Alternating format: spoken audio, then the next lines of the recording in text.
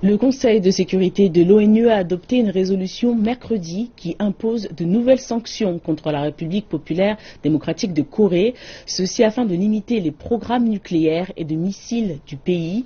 La résolution a été adoptée à l'unanimité par les 15 membres du Conseil en réponse à l'essai nucléaire de la RPDC du 6 janvier et au lancement de satellites du 7 février. Dans une déclaration, le Conseil a condamné dans les plus forts termes l'essai nucléaire du 6 janvier et le lancement de satellites du 7 février qui auraient utilisé la technologie de missiles balistiques interdite par les résolutions précédentes de l'ONU.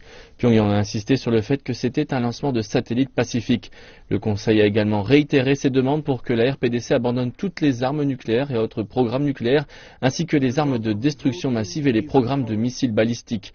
L'ambassadrice américaine Samantha Power a dit au Conseil après le vote que Pyongyang plaçait la priorité sur ses programmes nucléaires et de missiles balistiques au détriment des besoins de base de son propre peuple.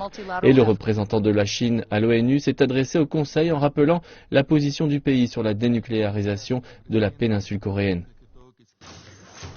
Cette résolution démontre le sérieux de la communauté internationale en s'opposant au développement des capacités nucléaires et de missiles de la RPDC et en sauvegardant le régime de prolifération internationale.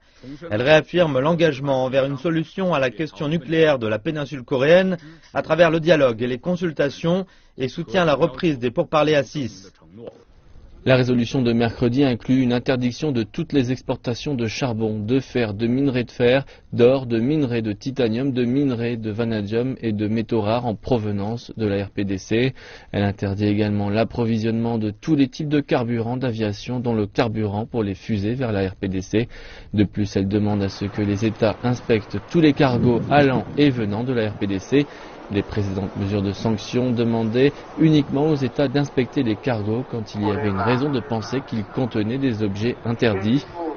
La résolution impose également un gel des actifs de tous les fonds et autres ressources économiques possédées ou contrôlées directement ou indirectement par le gouvernement de la RPDC ou par le Parti des travailleurs de Corée s'ils s'avèrent être associés avec ces programmes nucléaires ou de missiles balistiques ou toute autre activité interdite. Les sanctions de la résolution de mercredi représentent la 5e série de sanctions imposées contre la RPDC depuis 2006.